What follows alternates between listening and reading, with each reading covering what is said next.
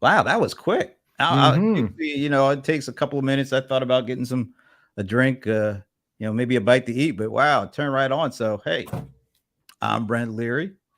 I'm Paul Greenberg. We are the CRM Players, and it is still hot outside. Oh, miserably hot here.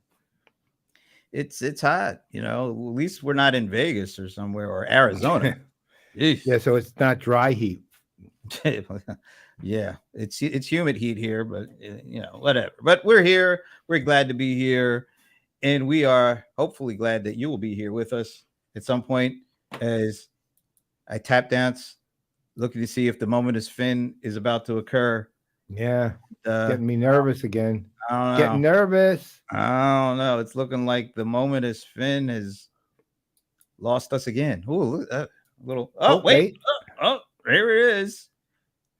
Ooh. Hello. Via. Hello, Baratim Zerte Viagon. Or, uh, let's see. It looks like some kind of Spanish-like language. I'm thinking, because to your point, Spanish like, it's Basque. Okay. I'm saying Basque. Could be Portuguese, couldn't it? Yeah, it could be Portuguese. It could be Turkish too, for all I know. But is there an all of the above? that's right. It's a dialect, a very unique dialect to Sven only. It's Turkish, Basque, and Portuguese combined. It's like Baskin Robbins. It's 31 Yeah. languages. Basque and Essen. All right, Sven. What is this one? Answer. Hungarian. Damn it. I actually thought of that and I didn't. I let it go. God damn. That's the first thing I thought of. I said, nah, it couldn't be. Right. And I let it go. God damn it. Greetings, friends around the world. Such a nice I know group. the sentiment is beautiful, nonetheless. But I'm angry that I didn't get it because I actually did think that first. Well, you know what? You'll have a chance to redeem yourself. Oh, are you kidding? Because there's the weekly Stump the Godfather is coming up shortly. But yes, we are back. And we do have a very special guest. We'll share who that is a little later on. Somebody we've known for years and quite surprisingly hasn't been on the show before. I know, which is amazing. That's been amazing. Given how amazing this person is. See, I didn't even give away the gender. There you go. But, we are the CRM Players, and we have been unknowingly bringing the ads since 2009. So we've been, not only are we part of bringing CRM to its knees since 2008, but the very next year, we began bringing the ads. Yeah. And it's good that we went to Vegas last month ago and found out we were bringing the ads because we never knew until it had been locked in Vegas vaults for decades. Along with whose like stash was locked that Geraldo Rivera was going Al Capone. Al Capone stash in the pink building. I actually literally, when I was living in Chicago, from the window of my apartment, Yvonne and I lived in this apartment in Chicago on Sheridan Road, we could see that pink building. Wow. Where the vault was. The empty vault. Yeah, the very empty vault. That was, you know what? I'm so glad he was embarrassed because he's such a jerk. All righty. But moving on, we do have we don't have a specific date, or maybe I'll even ask the venerable one. Which one do you want to do first? The upcoming executive roundtable or the watch list? Let's do the positive one first. Okay. Upcoming roundtable. Okay. I'm going to pop this up and then I'm going to let you talk about it. Okay. So we don't have the exact date yet, but it will be in September. Brent and I were chatting the other day after our conversation with Dan Bodner, who is you can see, it was the CEO of Verint. And we realized that between Sridhar, who's been on the show, Alan, who's been on the show, and Dan, who's been on the show more than once each, that they are all founders of companies that are just north now of $1 billion and related one way or the other to a customer-facing world that we mostly live in. So we thought, what a great executive roundtable. Get the three founders, the three CEOs, the three CEOs of $1 billion plus companies together to talk over founding the companies, a little bit about what they went through, what they think now, where they think things are going, how they built their companies, and so on and so forth. Because all of them literally are founders. I mean, every one of them was there at the day it started. In fact, with the reason it started. So we thought it would be fascinating. We've got agreement that we got to pin down the date in September, but we've got agreement, at least mostly, that sometime in September this will happen. And we will keep you posted. It's going to be really exciting. All three of them are very different personalities, but really each of them an amazing person and super interesting to talk to. And fun. Oh, yeah. I think probably a lot of people are going to get fixated on their founders. They've been there for decades. They've each led their organizations to $1 billion in annual revenues. Quite impressive stuff. But the reason we wanted to do this because we just enjoyed talking to them individually. We thought it'd be kind of cool to bring them all together and just have wherever the conversation goes, let it go. Because these are the three kind of folks that have been there, done that, still have the passion for it, and are also just really smart and funny folks. So yes, they are. Good sense of humor. Yeah, bring them all together, see what happens. You guys can be a part of the interaction, and we'd loved it. We just wanted to do it, and we're just really excited that they all three wanted to be a part of this. So we'll let you know what it is probably sometime in September. There's a lot going on in September, by the way. We're going to be a big month. Yeah, lots of events, virtual and then face-to-face and all that kind of stuff. But this is going to be a cool one, I think. This is the highlight of the month of September. I don't care about Dreamforce. I don't care about any of the other conferences. We're the highlight. Okay. This is what your September should be geared to. So with the positivity out of the way, now we can go to the bittersweet. Okay. So for those of you who didn't see this on LinkedIn on Monday and subsequently, I've officially sunsetted the CRM watch list. As you know, we've been talking about it, CRM watch list 2024 and the grand finale, and we're going to have a whole lot of other like additional awards that will be given, but were not related necessarily to the submissions, but the submissions still had to happen and so on and so forth. Well, to make CRM watch list work the way it needs to work, there has to be a minimum, and I do mean a minimum, of about 70 submissions. If I don't get 70, then it dilutes the value of the actual winners.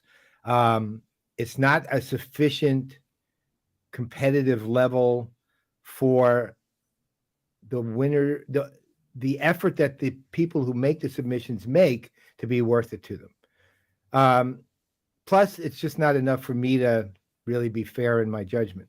So as opposed to most years, this year to date, I have ultimately, I had two more that I didn't send the registration form to. Counting them, I had 37 registrants, and that was it. I'm not one to dwell on, oh my God, it's failing, blah, blah, blah, blah. But it's clear its time has come, right? And so rather than try to force it to work, I decided to let it go. Now, that said, Brent and I put an enormous amount of time into PPN and building it out as a network. And we've announced exciting new shows like Esteban Kolsky's first one just happened last week, Whispered Insights. We have other ones lining up for the fall. And now that we don't have the watch list to concern ourselves with, nor do we have less tech companies standing, which pushed off into another year, there will be other awards. And we have a plan, beginnings of one, for an award show that I will tell you It has a great name, and all I'll tell you about it, give you. There was a big hint on the show already today, and that's all I'm going to say as to what the name of the award is, right? But then it's somebody asked me, "Are you guys going to do an award like CRM Watch List?" And I said to him, "No, we're not going to do an award like the CRM Watch List, but we are going to do awards." Right? But it's not going to require the same level of submissions and things like that. It's just a very different approach. We'll explain it as we work out the details. Watch for it soon, though, even though it will be obviously for 2024. But we probably will at least announce the foundation for it toward as the year goes on, sometime toward later this year. But it will be a 2024 award. So be ready. It'll be a lot of fun in addition to being meaningful, and it will be meaningful, right? We're not going to make this some award just to have an award that's cool, like a lot of these things are.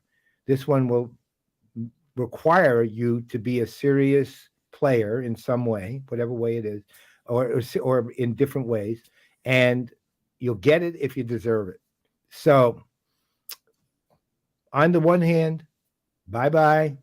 I'm not that sad, really. I mean, to me, you know what? It means I don't have to read 4,000 to 6,000 pages during my holiday season. I may actually be able to have a holiday season, right? So that's a plus. And beyond that, it was a great run. And thank you to everyone who trusted me enough to participate in the watch list and who, made it meaningful.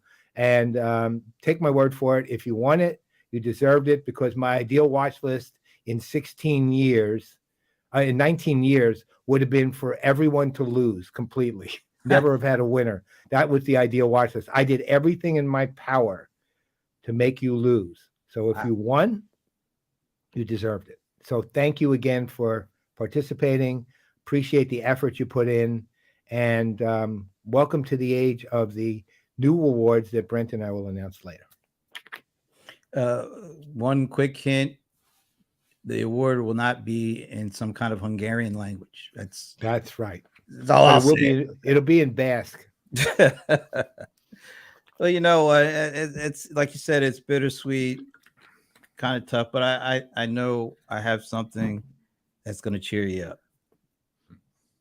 And now it's time for God, yeah, that Stump really does it. the Godfather. That goes from bittersweet to the just venerable Paul Greenberg. Brought to you by part. Microsoft Dynamics 365 Copilot. Yes, once again, how could AI and Copilot not cheer up the venerable Godfather when we're doing Stump the Godfather? Copilot can. Brought to you by Microsoft Dynamics 365 Copilot. I think you might get this one. Nah, we'll see. I never get them. I'm I take guesses that get me close. I'm throwing out hints, though. This is all right.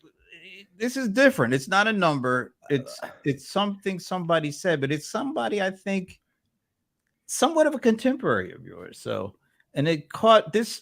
I'll explain how we get to this. So, who said it's not enough to be the best at what you do? You must be perceived as the only one who does what you do. That's pretty profound. Pretty profound. Let me give you some hints. You want some hints?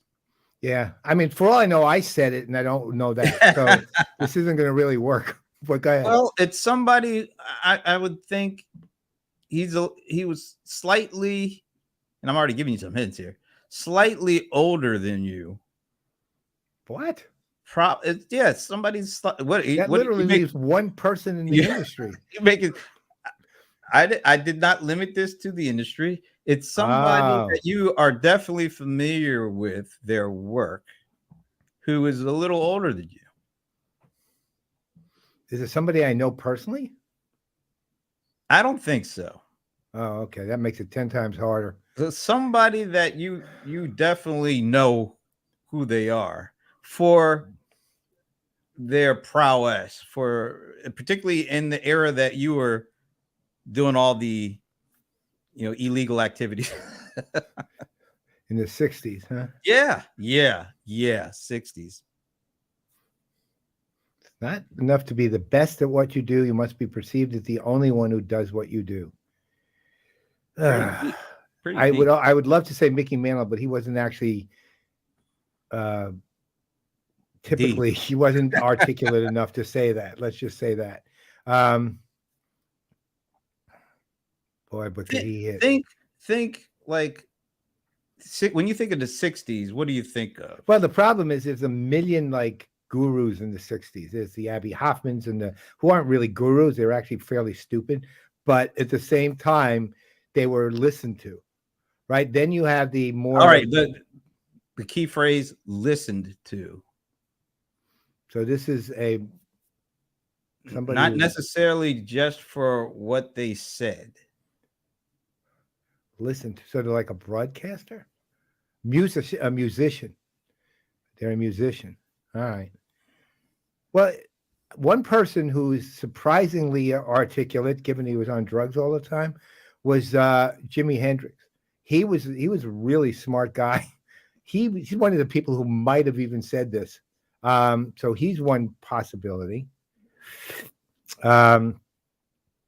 It could always be a Beatle because it's probably somewhere in their song, some song. It could be a John Lennon or Paul. Well, I don't know about Paul McCartney. John Lennon, I could see saying something like that. So I'm pretty sure because I think you said that.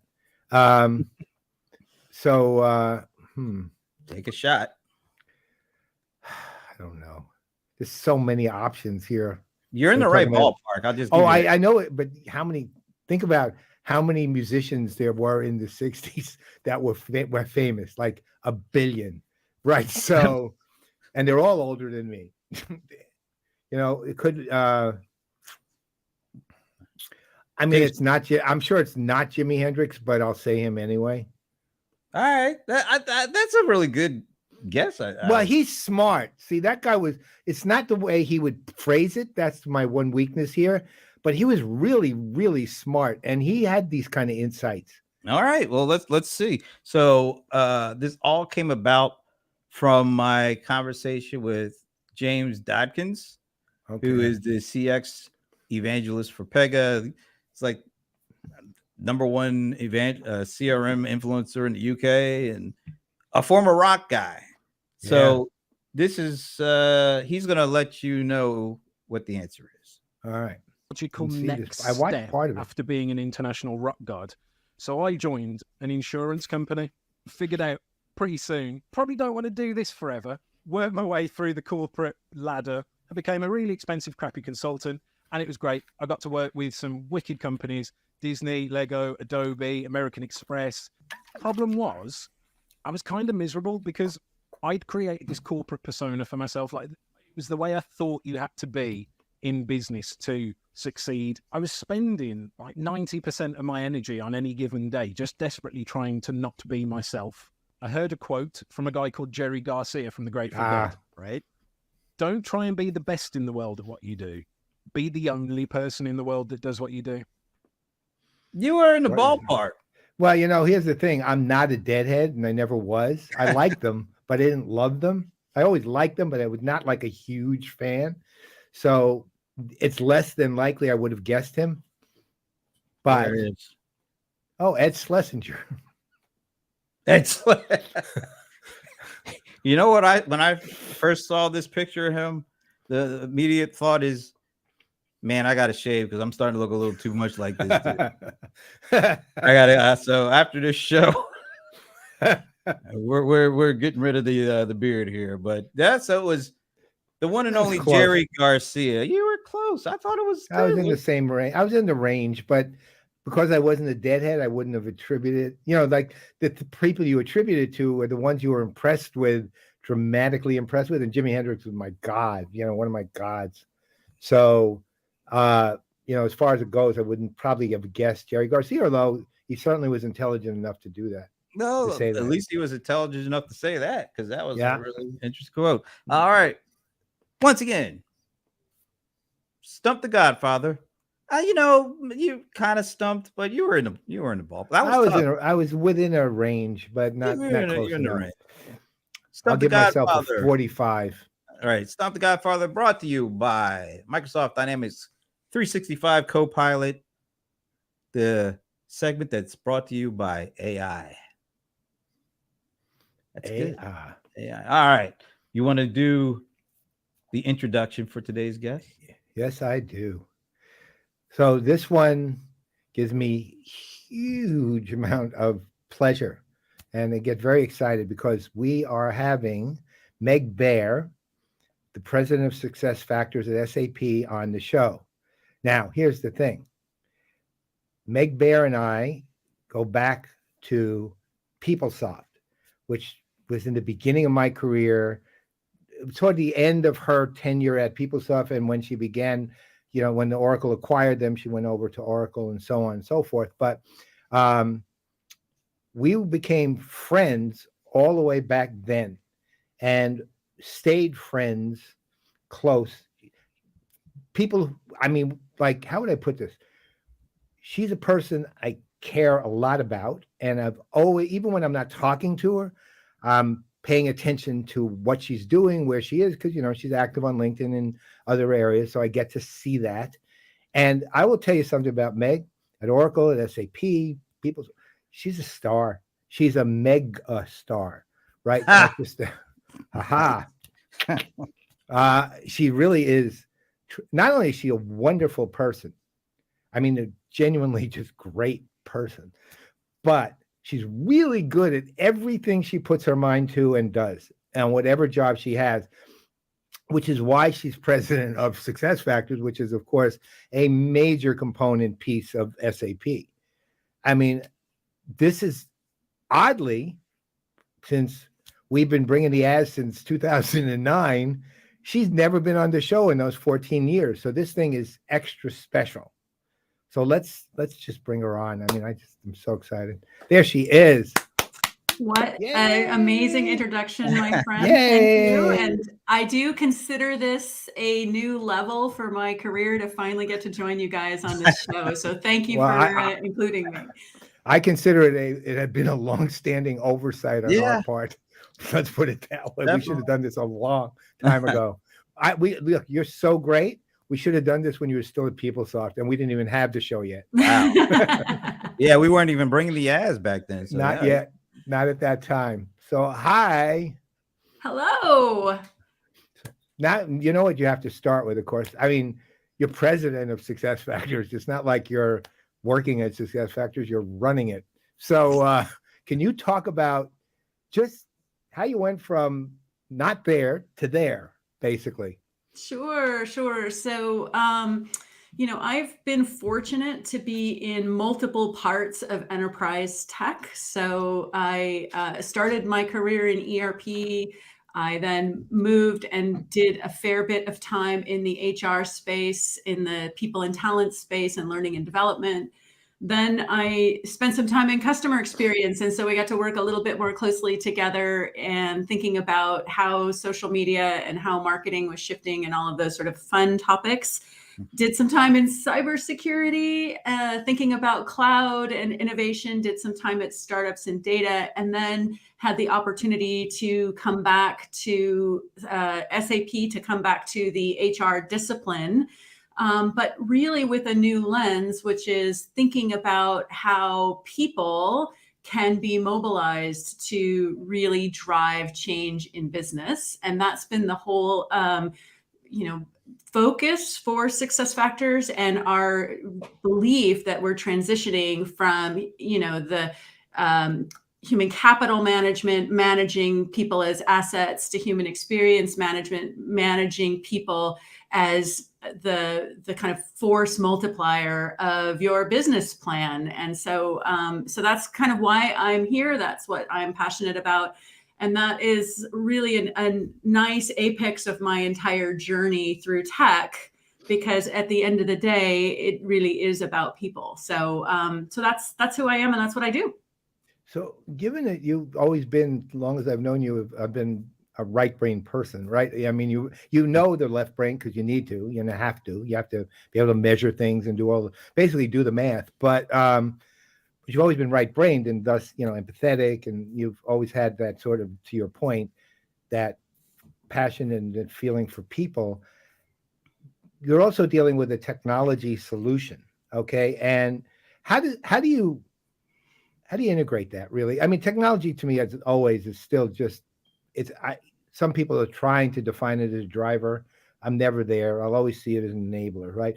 But how do you look at it from the standpoint of driving, let's say, a culture, or helping to drive a culture that is empathetic and is interested in employee and customer success, and at the same time, it's a business, so it has to make money. How do you like think through the whole thing, and thus the solution associated with that? Because it's hard to me. It's very hard.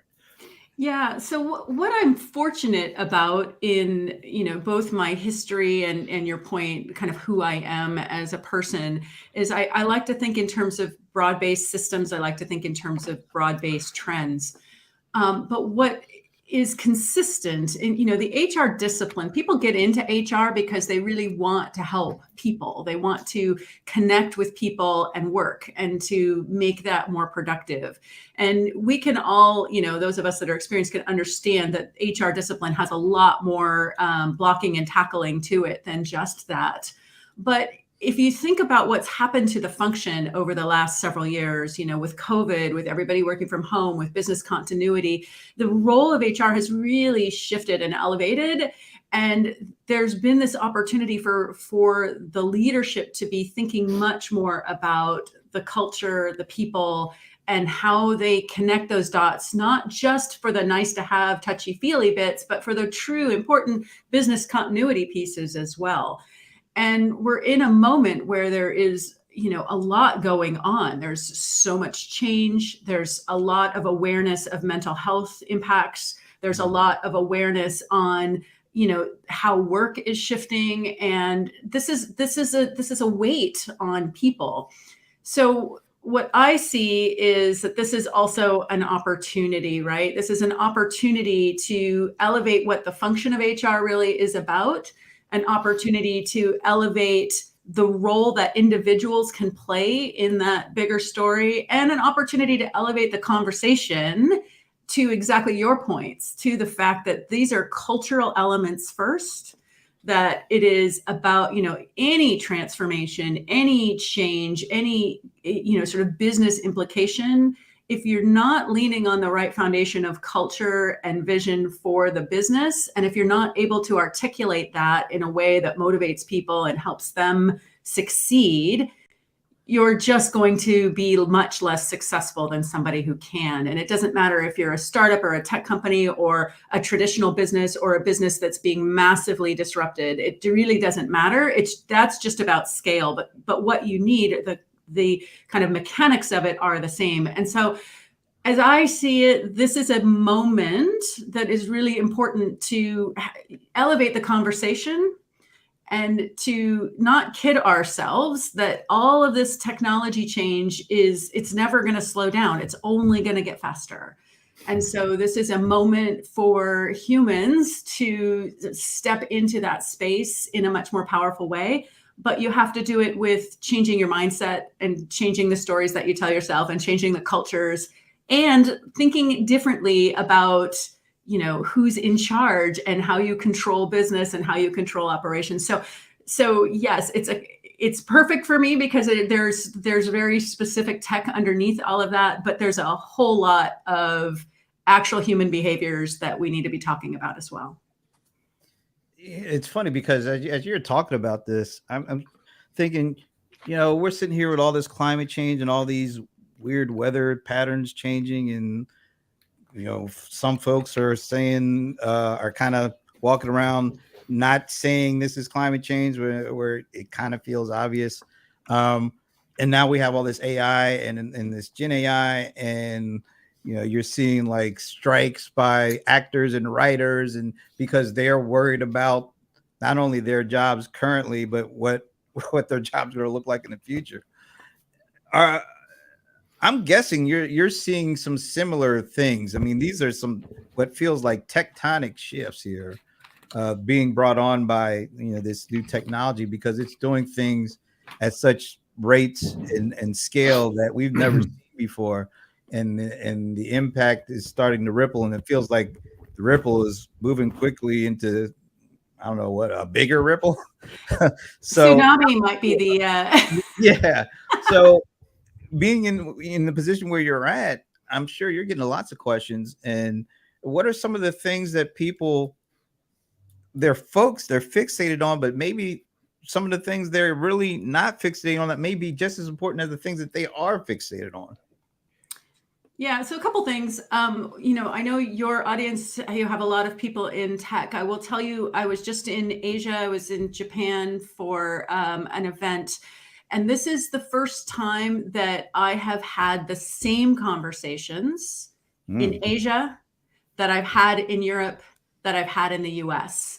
So when we talk about this shift or this tsunami or this ripple or whatever you want to, whatever metaphor you want to use, this is the first time that I've seen it truly global. We could argue that it happened a little bit in social media and the rollout of social media, but this one, even the move to the cloud, all of those things have always been like start in North America and then move out to the rest of the world. The definition of work changing and the kind of enthusiasm of what is AI going to mean to me? What is it going to mean to my job? Is there risk? Where's there risk? What does it mean for compliance and oversight and regulation? Like, everybody's asking this question and they're asking it all at once. And so I think that this is good. I mean, it's a little much, right? I mean, you could argue, are we in a Dilbert cartoon or are we in a real situation?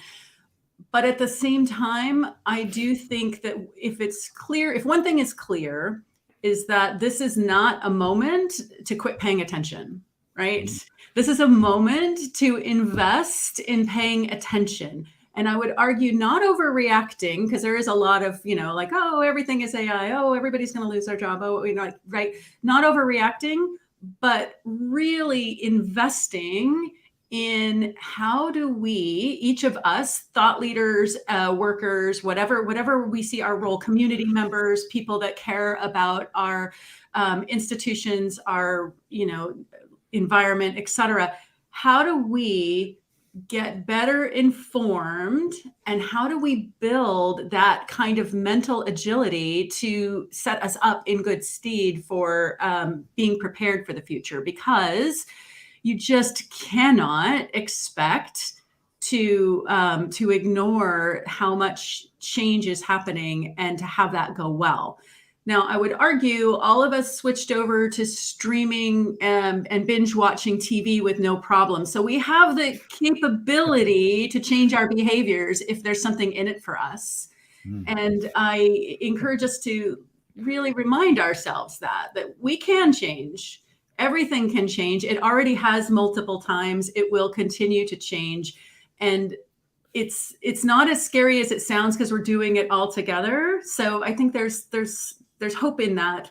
But again, we're far from having clarity of exactly what is changing. And so being curious and being open-minded to learning and to being wrong and to seeing things come and go, like all the stuff we know will happen. It's going to happen. It's going to happen probably faster than we've seen it in the past, but there will be these tidal waves of enthusiasm and pullback and all of that. I mean, there's just no way it can't happen. So, all right. So I've got two questions for you. One, which is a combination of what you just said and something you said prior, but I'm going to ask the other one first. So what are you binge watching? Oh my goodness. So this is total confession only amongst us friends, but I have become disastrously attached to Korean dramas. Me too. Seriously, we should have a chat. Like they're just they're formulaic, they're Hallmark movies, but they last longer and are better written than they're an hour and a half a piece and go 35 episodes. Exactly. Right? I mean, I know they're unbelievably long. Watch what's it called? Excellent Attorney Woo. Yes. That's one of my favorite of I love that show. Yes, That's 100%. yes, Huge recommendation for Attorney Woo for sure. Yes, absolutely. Okay, so that's 2 out of 3, Brent. That means you have to watch it. Well, As soon as you eat a blueberry bagel. I'll tell you what, if you promise to watch the entire series, I'll eat a blueberry bagel. Oh my goodness. Wow. You've heard it here, ladies and That's gentlemen. what I said. That's It's right. I will eat a blueberry bagel, but you got to watch the whole series, which is 16 episodes. Yeah. So it's a commitment. If it's up to you. If you tell me you're going to watch the series, I will buy a blueberry bagel, but I'll get it a good one. And well, there's no good one, but I'll get it from a good place, right? So I'll get it from a good place and I'll eat it. All right. Doesn't mean I'll like it. I'll just eat it. Okay. But you have to promise to watch it. And we'll make the announcement. All right, I'm going to write that down and follow up as your accountability partners. That's right. You'll be like Ernst and Young, right? You'll be like Ernst and Young at the Oscars. Yeah, but right? we can trust her. So yeah. So all right. So the second question, you said something really, really interesting. You were talking about, of course, how you have to be curious and you have to always be prepared. I'm combining 2 answers here. Change your mindset. You also said in the course of that, and you have to be prepared to change the stories that you tell yourself, which really struck me. And I've never heard anybody say that. So I want you to, if you don't mind, to take that a bit further, that specific area of it, because that is different. Yeah, so this follows to kind of the broader area of nerd interests of mine, and that is a little bit of behavioral psychology.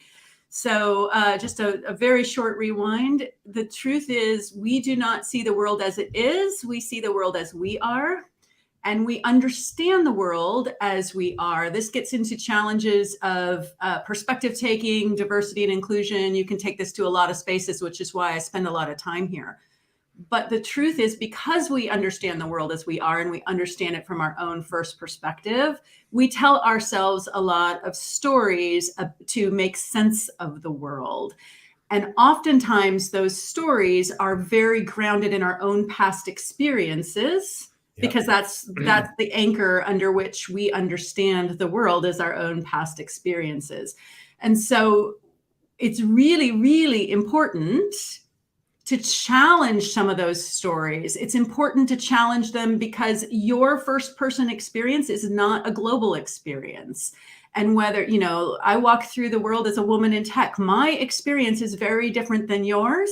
I'm also a white woman. My experience is very different from a woman of color, of a woman in the LGBTQ community or whatever, right? So there is a need for all of us to think more broadly about the fact that our experience is a limited one. And there's a need for us, especially when we value our own experience, to make space for the fact that our past experience might not serve us in the future when there is a disruptive element. And so when I talk a lot about like the story that you tell yourself, the story that you tell yourself is sometimes helpful, right? It helps you make sense of it, but sometimes gets in the way of expanding the kind of surface area of your own understanding. And so when it comes to this idea of disruption and AI and how the world is changing and all of that, we are, those of us with experience are much more vulnerable to the idea that we're telling ourselves a story based on past experience. Past experience is helpful, but not sufficient because the future doesn't look like the past. And so just following that trend line could send us in a wrong direction. And so I really try very hard to challenge my own thinking, think about where am I wrong? How am I wrong? Maybe where am I too narrow in my perspective?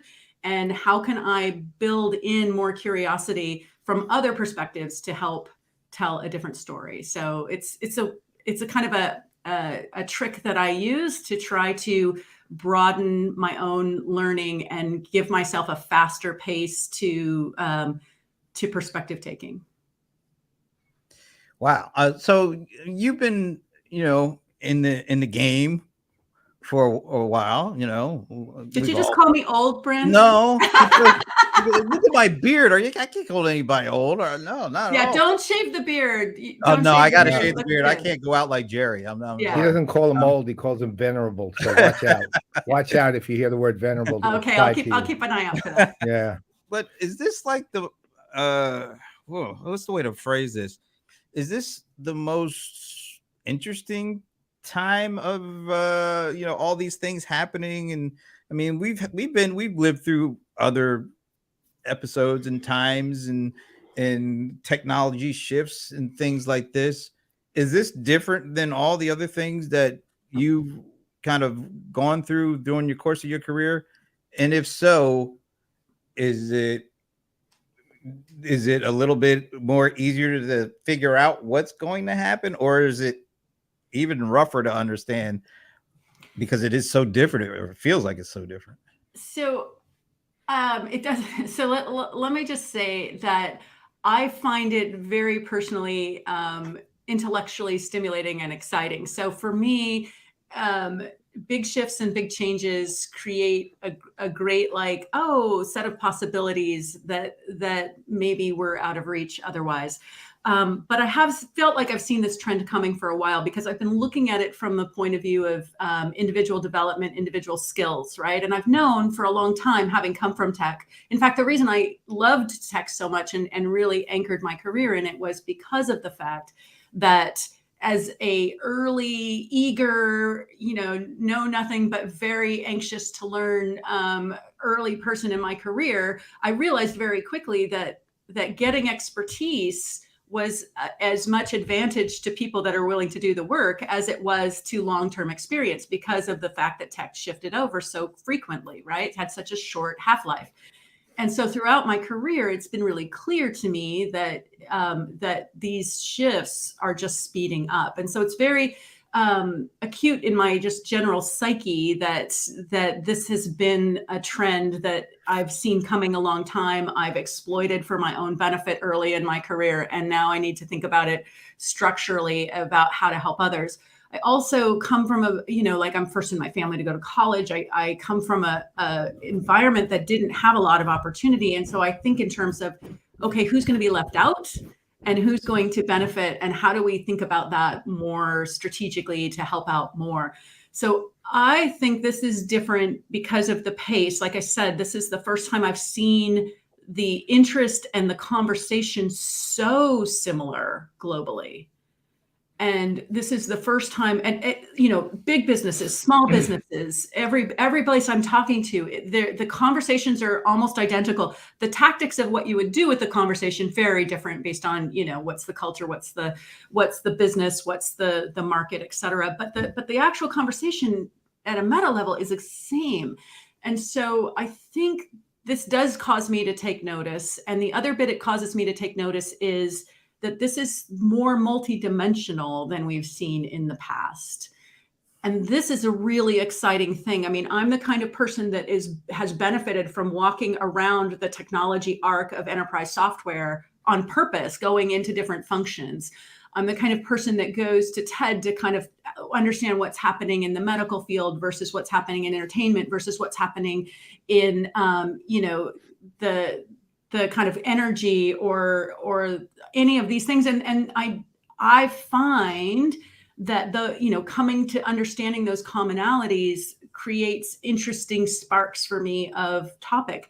And I really think this is an area where we can't underestimate the fact of this cross-pollination option that AI gives us to get insights and parallel information from other disciplines that can really inform thinking and action and all of that, for good and for bad. And so I think there really is something here. I don't think it's going to be smooth or a straight line, but I do think it is going to change. And it's not just going to change work or tech or whatever. I think it's going to change how we approach the world, just the same way like having a GPS changes how we travel, right? Or having the ability to search any fact causes us to not necessarily store those, or having phone numbers on our cell phone causes us to not know anybody's phone number anymore. Although I still know my grandmother's phone number, who's long passed, because that's embedded deep in, in that core area of your brain that can't be erased. Yeah. So I think there's something here that is worth us not overreacting to, but being curious about.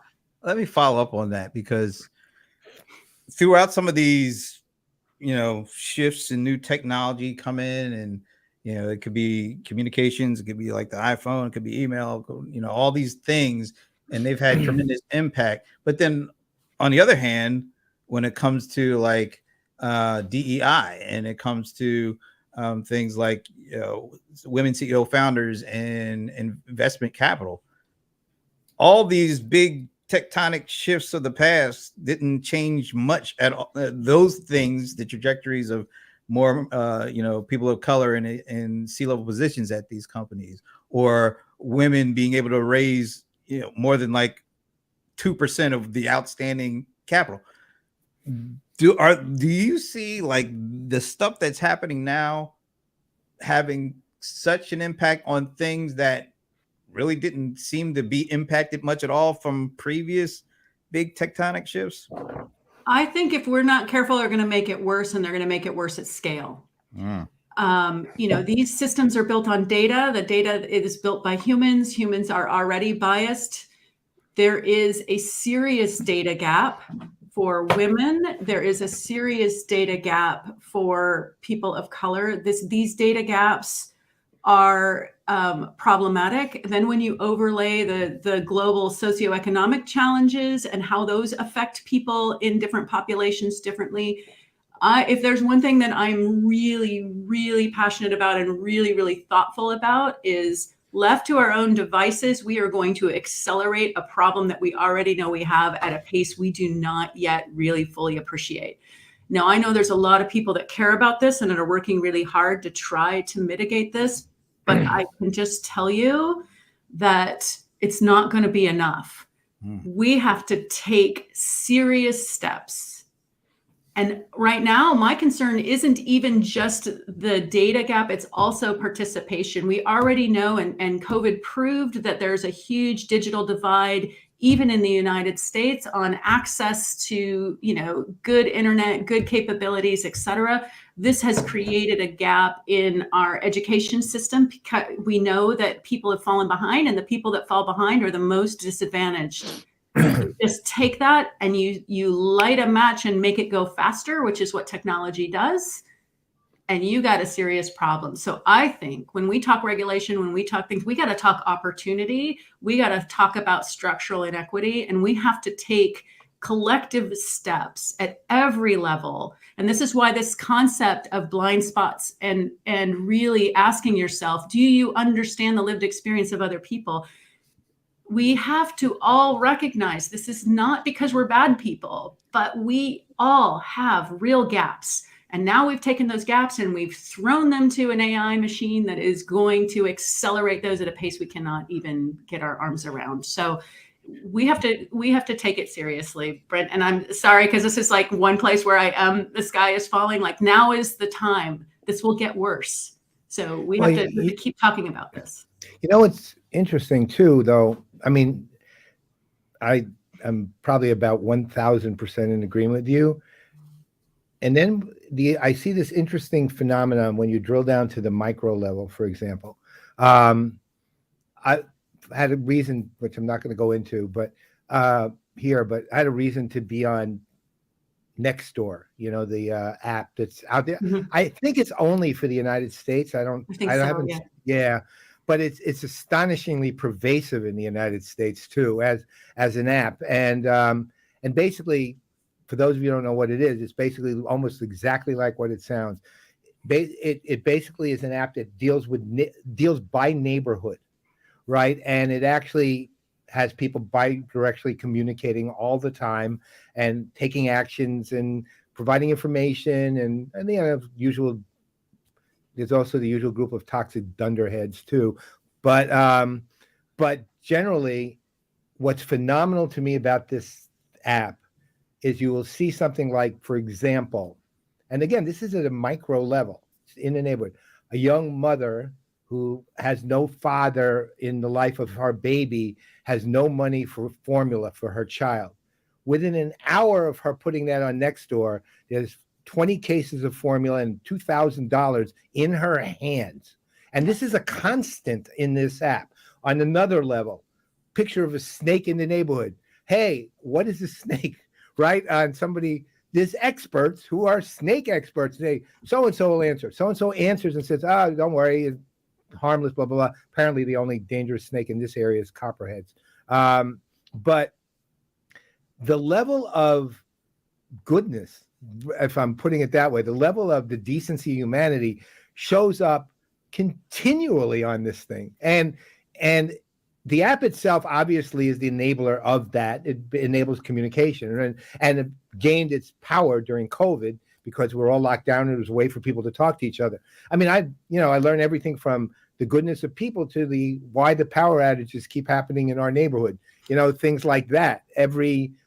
Every time I go on there, and I had a reason to actually put out something there recently, 180 comments, of which 160 were very positive, super helpful, allowed me to put together an action plan I need to put together, doing now. In the meantime, of course, there were 20 toxic dummies, and that was it. But that's the thing. On the one hand, you have all these global, dramatic scalar inequalities and dissonance and problems, and then you go down to this level and you find out that fundamentally people are still pretty good, right?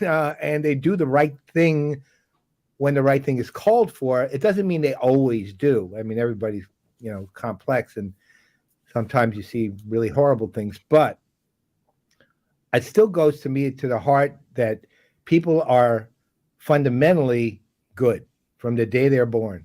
Right, they're good, and they can be twisted, but they start good, and hopefully they keep a lot of that there. Which, if you can scale the good, so to speak, and that's obviously very dreamy. If you can scale the good, you begin to start being able to reason with the people who need to be reasoned with, so that they can actually take the actions that need to be taken to go to the beginnings of the larger solutions to the larger problems.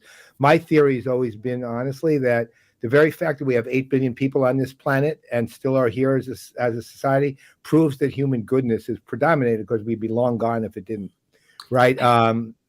Yeah, I'm on net optimistic as well. But I would also just add to your goodness.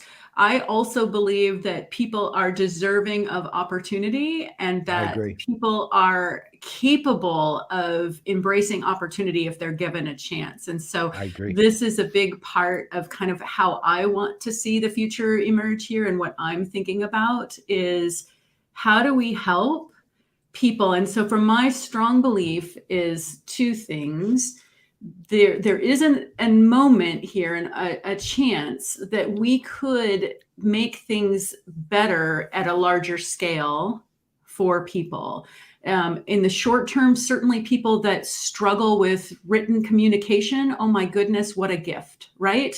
If you're English second language, or second language for any place where you do work, you don't have the proficiency to communicate well. If you have any kind of learning difference, and that is a challenge for you, think of what that removes, just the weight that removes in your ability to participate at a different level. If you think about this across a few other dimensions, you really quickly come to a moment to say, hey, this could really level the playing field in a good way. This could create opportunity for people and remove a lot of barriers that were kind of nonsense there for reasons of historical value, but not current value. I think that is available to us. But I also think we need to really take it seriously about how do we make sure that those opportunities actually come to life, as opposed to becoming just more and more advantage to people that already have advantage. Right. Because again, I don't want to take away from people thriving. I just want to broaden the universe of people that can thrive. And I want to do that from every level of the construct of work, including, getting people equipped to come to work, making sure they can thrive while they're working, and and past that as well. Wow. I didn't know we were going to get deep, but I'm glad we did. This was really this is awesome, Meg. Perfect. It makes me really feel bad that we haven't had you on before because this is a great conversation. But you know what? Paul, I got to ask, Yeah. I mean, this has been such a great conversation, and thanks again for taking time to join us for this kind of conversation. But and we've known you for so long, I feel so bad about what I'm going to say because we have one last question to ask you, and if you answer it the wrong way, is the answer Prince? Because that would be the right way. Yeah, that would be the way you'd be on. You literally just become the third Playaz. Yeah, right. No. Just by saying Prince. The question is, well, first, do you have a favorite NFL team? Oh, okay. So this is I'm not I hate to say this, I'm not a huge sports fan, and I know this puts me at a disadvantage. Not really. But I am a 5th generation Bay Area native, so 49er loyalty is long and deep, even though I wouldn't call myself the best of fans because I haven't watched football. I traded up any normal sport for kids sports and then high school sports, and I guess I could probably just now think about getting back to real sports because I've just now arced out of that journey. But yeah. No, you're fine. Perfect. You was a good answer. There's only one possible wrong answer here. Brent, would you like to reveal it? Yeah, as long as you didn't say the Patriots. No. And of course, because I'm from California, we really can't be for Dallas either. There's a kind of a law. Don't worry, we're right there with you. But it's not an answer that would keep you off. It might suspend you from the show for a couple of years, but it wouldn't keep you off forever. Excellent. The Patriots keeps you off forever. All right. Well, I can appreciate why, and I'm on your team for sure. Beautiful. Well, thank you once again. That was a great conversation, and we will definitely invite you to be on way before 14 or 15 years because that's good. I appreciate that. I do think there's some good follow-ups for us to ponder in the next year. And it's like, did anything come out the way we thought it was going to? I'm sure the answer is no. I have a funny feeling you'll be on the show before a full year is up. Sounds good. So don't think out a full year yet. Okay, sounds good. I'm thinking months. Definitely going to be bragging about this with friends and family. So thank you for including me on the show. This was, oh God, this is I'm so glad we did this. That's Absolutely. All I can say. Thank you, my dear. All right. That's all I got too, man. I mean, no, we're good. All right. So on behalf of Meg Bear, I'm Brent Leary. I'm Paul Greenberg. We are the CRM Playaz, and when you see many, it's time for us to say goodbye. Goodbye.